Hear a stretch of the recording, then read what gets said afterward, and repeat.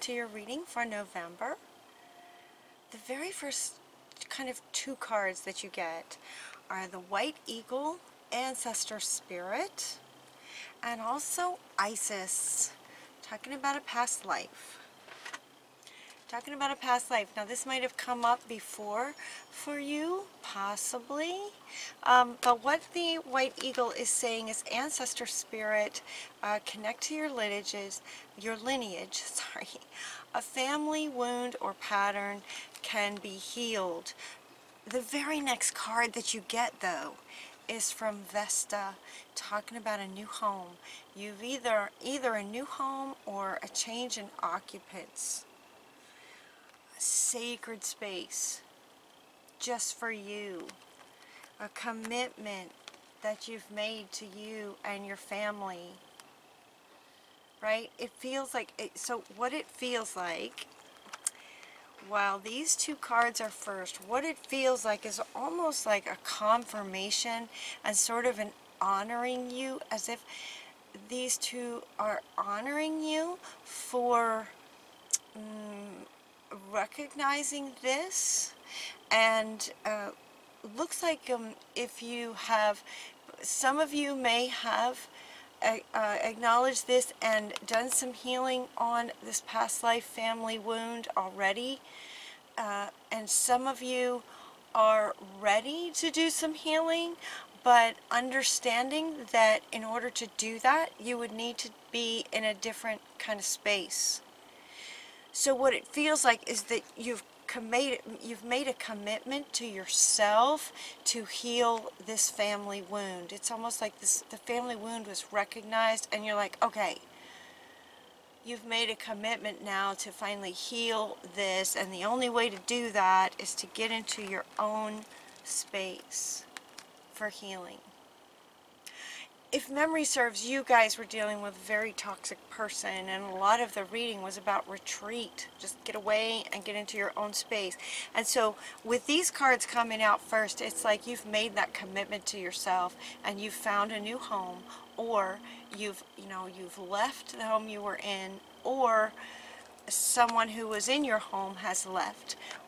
Hopefully it's that toxic person has either left or you left that situation so that you could focus, make a commitment to your sacred self. So the next card you get is from the Divine Feminine of the Creator. The Divine Feminine aspect of the Creator is talking about the sacred self. And see, this is coming right up next to a sacred space and commitment. Commitment that you've made to yourself. Like you've just made this commitment to yourself now to start to heal this. And the very next card that you get is healing. Is that sort of now you're healing. So it's as if, I'm sorry, I was so excited I just zipped right across all these cards. Because that's what it feels like. They're like, you did it. Okay, so it was a family wound from a past life. So now that we kind of see what's going on across the very top first row. So now let's go back. So now White Eagle wants to say, yes, this is a family wound. So it's almost as if now that your home life has changed and you're in a sacred space, you've made this commitment to your sacred self, and now you can begin healing. It's like now that they've gone all the way across this row, they want to go back to this in terms of the healing. Okay, back to this again, saying that, okay, it came from a past life. It came from some kind of past life, the aspect of you, some trauma in a past life. Now they're calling this a family wound. Family wound meaning that there were traumas within your family lineage that made this pattern of behavior and beliefs continue lifetime after lifetime. And then now here you are in this family lineage with carrying these patterns of behavior as they continue. It came from a past life a very long time ago. So let that guide you to how you go about healing this, so that this kind of toxic relationship doesn't happen again ever, right? So that doesn't happen again for you ever. So focusing on your sacred self and healing with Saint Padre, and healing this. This is about your freedom from the family line of patterns and behaviors that don't serve you, never did. Now it's time to heal those. This is about your freedom from this. The very next card that you got says, love heals fear. Love is what heals the fear. It feels like the relationship that you might have been in. For some of you, if this resonates with you, these are general readings, so they don't apply to everyone. But if this resonates with you, that might have been pretty scary. It might have been a scary relationship, scary, sort of dangerous. The fear feels warranted. The fear is warranted. And now that your home life has changed, whether you left or they left, now there's a bit of fear around, okay, like now what? How am I going to sort of move forward? How am I going to heal this? Will I be taken care of? It just feels like sort of general fears. In addition, and combined with this determination, this just sort of Gemini determination. It's like the twins. It's like one of the twins is very determined at this point, just like done with that kind of thing, ready to heal this. And the other one is a bit fearful about what this is going to look like, if there's new patterns, if we're shifting out of old patterns and behaviors. There's just a bit of fear around what will happen next, kind of thing. That's what they're saying, is like, what will happen next. They're saying that love heals that fear, so loving yourself. And also, he wants to come back to say, say your prayers. Saint Padre is this card is very much about saying your prayers, and also sort of saying your prayers in the community of church, or in a sort of spiritual community. If you have a spiritual community, invite your good friends to join you in prayers. Prayer is very powerful, and when there's more than one gathered, it just amplifies the prayer. So as far as focusing on love, focusing on prayers for love in your heart space, because love and fear can't be in the same place at the same time. So it says love heals fear, but at the same time, love sort of replaces fear, in the sense that they can't both be together in the same place. So if you can get yourself full of love, any way that you can fill yourself up with loving feelings will be really good. Really, really good. Really, really good. The other thing that goes with fear, and this card wants to come up with the fear. Okay, so fear again, fear of what might happen next, fear of running into this person, or whatever communications, interactions that might be necessary in terms of ending this relationship, whatever they might be. Entanglements as they get unentangled. And so they're saying, don't let this person talk you into doing something you don't want to do. The cluster B narcissist, that was the personality that was coming up last time for you guys. That kind of personality, they are extremely manipulative. So they may be trying to come to talk you back into coming back, kind of thing. They can pretend to be sorry. Just kind of watch out for anything that they that they might say. And so again, you know, it's like your fear is grounded, but if you can fill yourself up with love, there's no room for fear, and then you can continue to sort of think clearly and pay attention to how you communicate with this person, or don't communicate with this person, or communicate with this person only in writing. So they cannot manipulate you into doing something that you don't want to do, such as getting back together, kind of thing. That like never goes well. They can apologize and you get back together and everything can be great for a very short time, and then it's like the abuse amplifies from what it was before. It's very dangerous to kind of play with that, to go back in there. So don't let them talk you into doing something you don't want to do. Love heals the fear. So filling yourself up with loving thoughts. Now what's interesting about this card too is there's a statement down here. The statement down here says, the power of your love can help bullies and angry people be less afraid.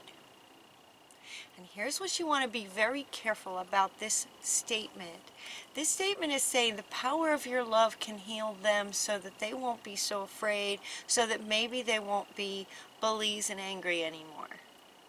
Here's what happens when you're a child. If you are a child raised in a sort of toxic family, you know, if you had a toxic kind of childhood, what's very common for a child to adopt is sort of this codependent tendency to think or believe as a child, from a child's perspective, that if they just love enough, that maybe mommy or daddy won't be so angry and abusive.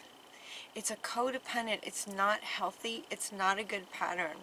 It's not a good way of thinking about things. It actually doesn't work.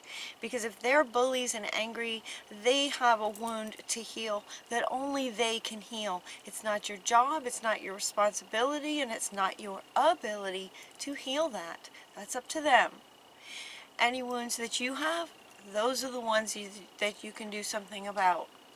So healing the fear, loving energy, healing the fear is for you. When you heal this fear when you fill yourself up with love, and so then the fear can't be in that, it is very healing. By resonance, because now you have a different frequency. When you're full of love, you have a very different frequency than when you're full of fear. And the law of attraction will bring whichever one you're sort of embodying. Does that make sense? When you fill up with love, you've got a different kind of frequency. Others around you will be affected by your frequency, and so some people may experience a shift to a higher frequency because of your presence. That's kind of like the healer's, you know, journey. That's what healers do, by resonance, right? Healing by transference, healing by resonance. But it's not something that you're doing intentionally, like, oh, okay, if I fill up with enough love, then I can heal this person. And it's not up to you. Some feel that love frequency and it's not comfortable. They'll go away. Some feel that love frequency, and because of their upbringing and wounds and whatever it is, they want to destroy you. So you're filling up with love for you. This is about a commitment for your sacred self, and the love that you're deliberately embodying is to manage the fear, your fear. No one else's. This is love for you. It's like a commitment to yourself now to heal this. And what they do is what they do. It's up to them. You're focusing on you and your family, right? You've got kids here. Some of you may have kids. And so the commitment is to you and your family first. The very next card that wants to go, as far as listening to your true feelings, this one wants to come back. There's two expressions, but they're wanting to speak to this one. Listening to your true feelings. So, you know, almost always they talk about getting, you know, as far as healing anything, going within, getting into a quiet space, those kinds of things. Meditation. you know, stillness, quieting the mind, those sorts of things. And so for you guys, they have now a few cards that give you some suggestions on things that you can do to heal. So this healing card wants to come up, and now there's a string of deities with some advice on what you might do to help to heal this and move forward with your life. So the very first thing was to fill yourself up with love deliberately as often as possible. The second one is to write. Write about your feelings, keeping a journal, keeping a dream journal, keeping a gratitude journal, writing a book about your experience. Writing blogs or just writing about your experience can be very, very healing. The other one is that freehand writing, where you just let your hand go and spirit kind of speaks to you through the writing, free writing. That's another one. Another one they suggest is crystals. Ipona comes in to say spend some time with crystals. The thing about crystals is that they have a very high frequency. Love is the highest frequency. Crystals are right up there. Crystals have a very high frequency. So holding on to crystals will actually help you in times of trying to fill up this love, fill up the loving energy if you're feeling fearful. So find yourself in a crystal shop or something and see which crystals you resonate with. Hold a crystal in your hand whenever you get fearful or feeling uncomfortable. Crystals having a very high frequency can be very healing. And it's interesting, you know, it's not like what was interesting when this card came out is they were saying that it's how subtle it is. It's very, very subtle. It's not like you take a, you know, it's not like you have a headache, you take a pill and your headache goes away. It's not like that. Is with crystals, it's much more subtle than that, but in the end more powerful because it's affecting you on a cellular level. Every cell in your body when you resonate with crystals. So find some really good healing crystals. You know, look them up, research about them, spend some time learning about crystals. They're very healing. You also have Cordelia asking you to get outside. Just get outside and getting some fresh air. Running, some of you might be runners. You might just pack a lunch and go on a picnic. Just take yourself on a picnic. Just pack a sandwich and go to the park. Just hang out outside, getting some fresh air. The other thing you might do outside is the arts. Notice that she's expressing herself playing this musical instrument outside. She's sitting by a lake with her guitar or whatever that instrument is. Looks like a guitar, banjo, some kind of acoustic, playing outside by a lake. There's something very healing in, again, with the frequency of music.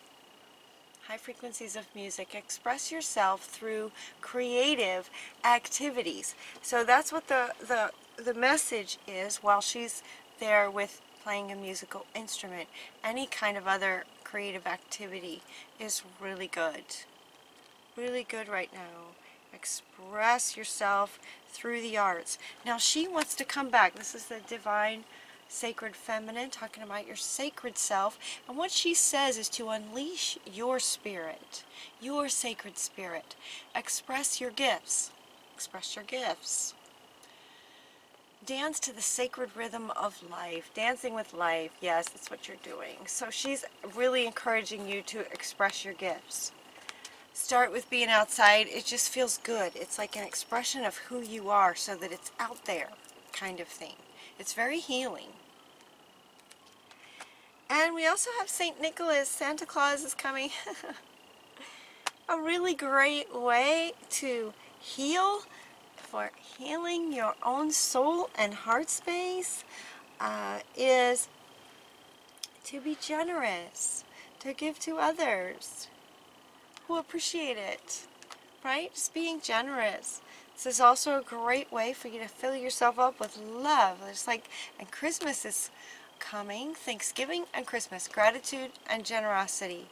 Yeah, So he's saying another way that you can heal and help fill yourself up with love when you're feeling fearful and you want to be deliberate about getting in a loving space.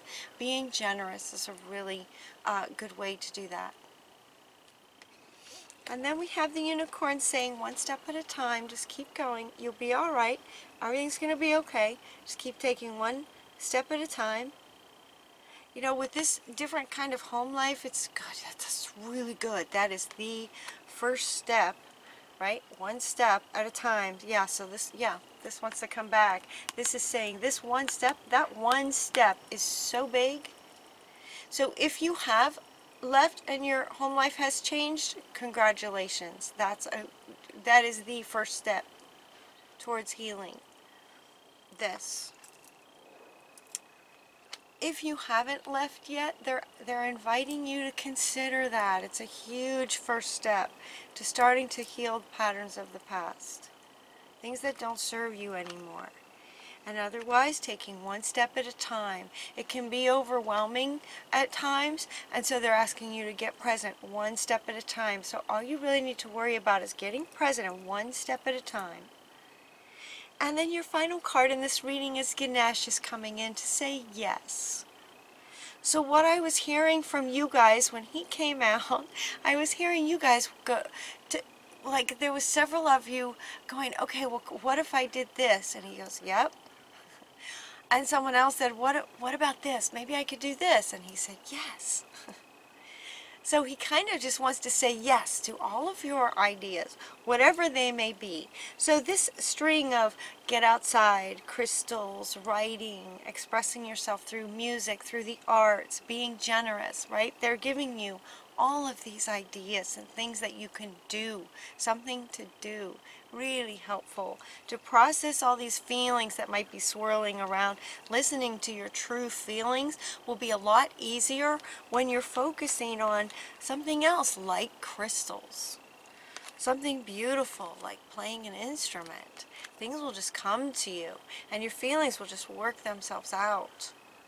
So Ganesh is saying yes to whatever it is that you would like to do.